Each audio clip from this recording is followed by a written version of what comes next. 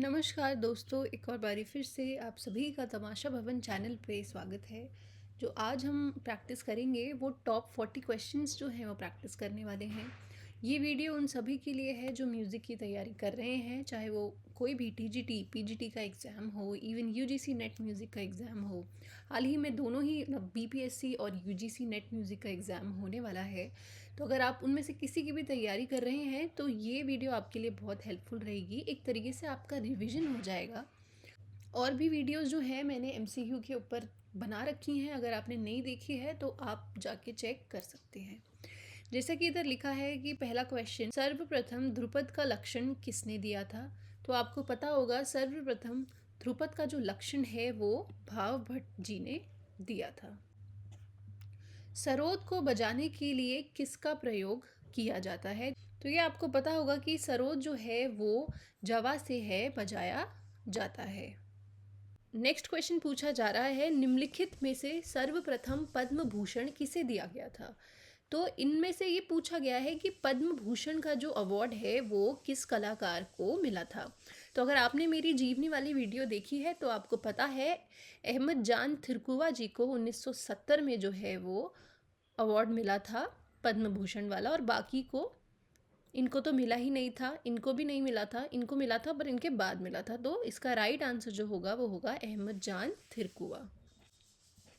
Next question है, संकीर्ण जाति में कुल कितनी मात्राएं होती हैं? तो इसके अंदर कुल 9 मात्राएं होती हैं। ऐसे ही और जातियां जितनी भी हैं उन सब की मात्रा जो है वो आपको पता होनी चाहिए। मृदंगा किससे संबंधित है? ये क्वेश्चन आया है ताल के 10 प्राण से, तो आपको पता होगा कि मृदंगा जो है वो यति से संबंधित है। नेक्स्ट क्वेश्चन है, सर्वप्रथम राग को उल्लेखित किसने किया था? तो देखिए ये क्वेश्चन जो है ये भी एक तरीके से बहुत बेसिक और बहुत रिपीटेड क्वेश्चन है, और इसका आंसर जो है वो है मतंग जी। नेक्स्ट क्वेश्चन है, 1 ग्राम में कुल कितनी मूर्छनाएं होती हैं? तो आपको पता होगा कि 1 ग्राम के अंदर कुल 7 मूर्छनाएं होती हैं, और फिर 7 7 7 करके वो 21 हो जाती हैं 3 ग्राम में अगर देखी जाए तो। नेक्स्ट क्वेश्चन है, पंडित सोमनाथ ने मेल का अन्य नाम क्या बताया है? तो इन्होंने मेल का जो अन्य नाम है वो मुखारी बताया है।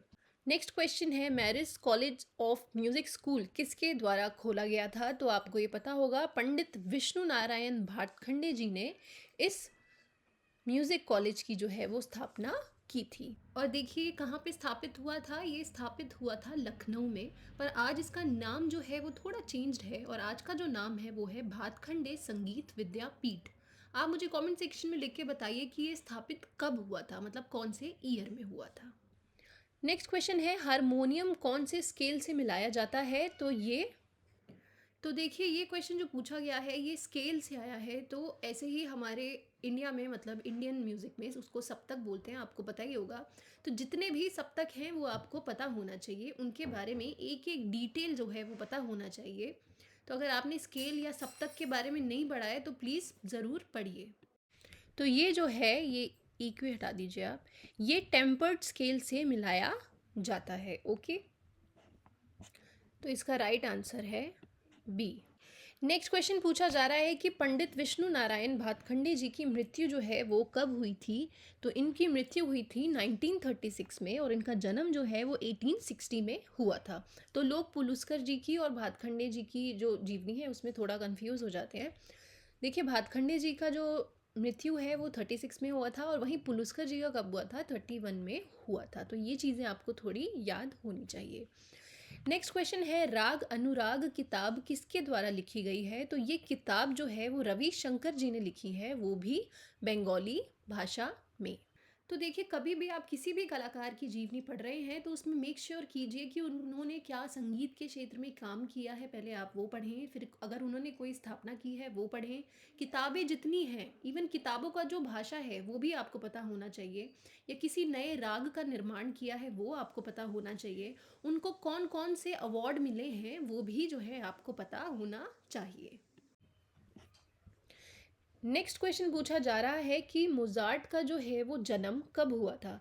तो देखिए ये क्वेश्चन जो आया है वेस्टर्न म्यूजिशियन से आ रखा है, तो अगर आपने इसके बारे में पढ़ा है तो आपको पता होगा। ऐसे 2-3 वेस्टर्न म्यूजिशियन जो हैं वो और हैं, इनके बारे में अगर आपने नहीं पढ़ा है तो आप बिल्कुल पढ़िए, क्योंकि यहाँ से भी जो क्वेश्चन है वो बन जाता है। तो चलिए देखते हैं इनका जन्म जो है वो कब हुआ था। इनका जन्म हुआ था 1756 में। ओके, नेक्स्ट पूछा है लय कितने प्रकार की होती है। तो जो लय है वो 3 प्रकार की होती है, आपको पता होगा। एक मध्य लय, एक द्रुत लय और एक विलंबित लय। नेक्स्ट क्वेश्चन है गायक के गुणों का वर्णन करने वाला अंग कौन सा है। तो ये क्वेश्चन आया हुआ है हमारे प्रबंध के जो अंग हैं वहाँ से ये क्वेश्चन पूछा है, वो भी डिटेल में ये क्वेश्चन पूछा है। प्रबंध पे भी मैंने एक वीडियो बनाया है, आपने नहीं देखा है आप चेक कर सकते हैं। तो इसका राइट आंसर है विरुद्ध। विरुद्ध के अंदर ही क्या होता है कि गायक के जो गुण होते हैं उनका वर्णन होता है, उनकी प्रशंसा जो है वो होती है। नेक्स्ट है प्रबंध की कुल कितनी जातियां हैं। तो प्रबंध की कुल 5 जातियां हैं। आप मुझे कमेंट सेक्शन में उनके नाम जो है वो ज़रूर लिख के बताइए। नेक्स्ट क्वेश्चन है गौबरहार वाणी किससे संबंधित है। अब ये देखिए जो द्रुपद की वाणी है उससे रिलेटेड ये क्वेश्चन पूछा गया है। तो गौबरहार वाणी जो है वो तानसेन जी से संबंधित है। नेक्स्ट क्वेश्चन है चौलू केटू को उत्तर भारतीय संगीत में क्या कहा जाता है। तो इसे बोला जाता है चतुरंग। नेक्स्ट है कौन से ग्रंथकार ने राग के 13 लक्षण दिए हैं। देखिए हाल ही में मैंने अभी जाति लक्षण और राग लक्षण के ऊपर एक वीडियो बनाया है, दोनों चीज़ें सेम ही हैं। मैंने उसमें बताया हुआ है कि कैसे शारंग देव जी ने 13 लक्षण दिए थे, पर देखिए इधर शारंग देव जी का नाम नहीं है। तो एक और ग्रंथकार थे जो शारंग देव जी के मत से सहमत थे, मतलब उन्होंने भी 13 ही लक्षण माने थे। तो वो कौन थे, महाराणा कुंभ, क्योंकि इन दोनों ने तो 10 ही दिए थे। तो आपने वो वीडियो नहीं देखा है, आप जाके बिल्कुल चेक कर सकते हैं। नेक्स्ट है दक्षिण भारतीय संगीत में ट्रिनिटी ऑफ म्यूजिक किसे कहा गया है। तो इसका जो राइट आंसर है वो है श्यामा शास्त्री जी को, त्यागराज जी को और मुत्थुस्वामी जी को। तो देखिए ये जितने भी आप स्क्रीन पे नाम देख रहे हैं ना, एटलीस्ट इनका जो है वो जीवनी पढ़ के जाइए, क्योंकि जैसे वेस्टर्न का ज़रूरी है वैसे कर्नाटक मतलब दक्षिण भारतीय संगीत के जो कलाकार रहे हैं महान, उनके बारे में भी पढ़ना बहुत ज़रूरी है, जिसमें से ये नाम बहुत ही ज़्यादा इम्पॉर्टेंट है और ये 3 तो बिल्कुल है ही। नेक्स्ट है गुदई महाराज की उपाधि किस तबला वादक को प्राप्त है। तो ये समता प्रसाद जी को जो है वो ये उपाधि प्राप्त है। नेक्स्ट है सादरा कौन से ताल में गाया जाता है। तो जो सादरा है वो छप ताल में गाया जाता है। नेक्स्ट क्वेश्चन है प्रारंभिक चरण में वैदिक मंत्र उच्चारण के लिए कितने स्वरों का प्रयोग होता है। तो 3 स्वरों का जो है वो प्रयोग होता है।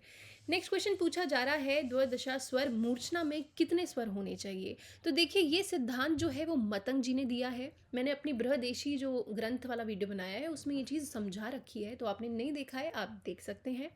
तो देखिए ये जो सिद्धांत है वो मतंग जी ने दिया है और इस मूर्छना के अंदर उन्होंने 12 स्वर जो है वो माने हैं। नेक्स्ट क्वेश्चन है जब शुद्ध गंधार के स्थान पर अंतर गंधार का प्रयोग किया जाता है तो वो कौन सी मूर्छना कहलाती है।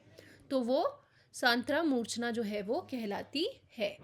नेक्स्ट क्वेश्चन पूछा है कि नाट्यशास्त्र के कौन से अध्याय में लय का वर्णन है। तो देखिए ये क्वेश्चन सीधा सीधा हमारा कहाँ से आया हुआ है, ग्रंथ से आया हुआ है। तो अगर आपने ग्रंथ जो है वो अच्छे से नहीं पढ़े हैं, एटलीस्ट नाट्यशास्त्र, बृहदेशी, संगीत रत्नाकर, नारदीय शिक्षा, ये ऐसे कुछ ग्रंथ हैं जिनके बारे में आपको एकदम अच्छे से पता होना चाहिए। तो देखिए नाट्यशास्त्र के अंदर लय का वर्णन जो है वो चैप्टर नंबर 31 में हो रखा है। नेक्स्ट है संगीत सरिता पुस्तक किसने लिखी है। तो ये पुस्तक जो है वो लालमणि मिश्रा जी के द्वारा लिखी गई है।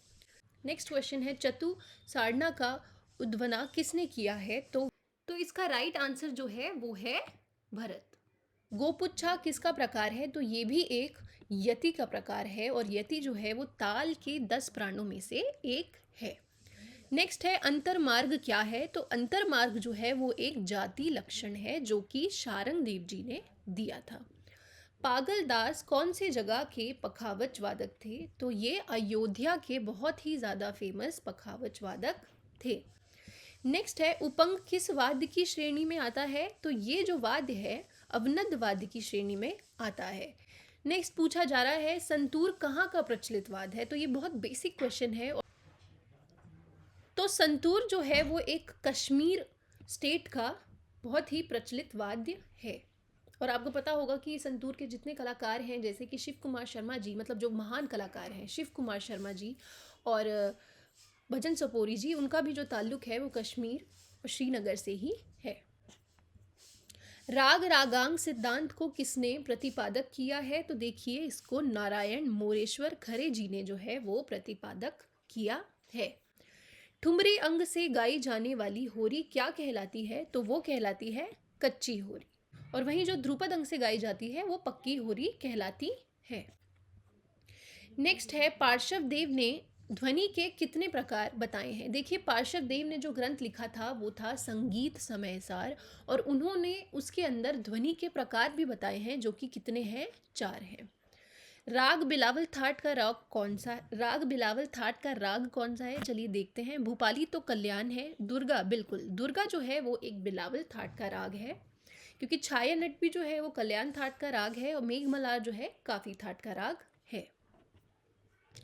नेक्स्ट है ताल के 10 प्राण में जो वर्जित है। तो देखिए ताल के 10 प्राण में जो चीज़ वर्जित है वो है गति, मतलब गति कोई एक ताल के 10 प्राण में से नहीं है। तो बी इसका राइट आंसर है। निम्नलिखित में से कौन मेवाती घराने से संबंधित हैं। तो देखिए पंडित भीमसेन जोशी जो हैं वो तो किराना घराने से हैं, तो ये तो नहीं होगा। तो इसका जो राइट आंसर है वो है पंडित जसराज जी, क्योंकि इनका संबंध जो है वो मेवाती घराने से है, और अब्दुल करीम खान का संबंध जो था वो किराना घराना से है, जैसे आपको पता ही होगा, आपने अगर मेरा घराने वाला वीडियो देखा है। निम्नलिखित में से कौन टप्पा गायन से संबंधित है। तो श्रीमती शाश्वती मंडल जी जो हैं वो टप्पा गायन से संबंधित हैं, क्योंकि सविता देवी नहीं है, बेगम अख्तर भी नहीं है। तो सी इसका जो राइट आंसर है। So that's it for the video. Thank you so much for watching. अगर आपको मेरा कंटेंट अच्छा लगा है तो प्लीज़ मेरे चैनल को सब्सक्राइब कीजिए, वीडियो को लाइक कीजिए और शेयर कीजिए। Thank you.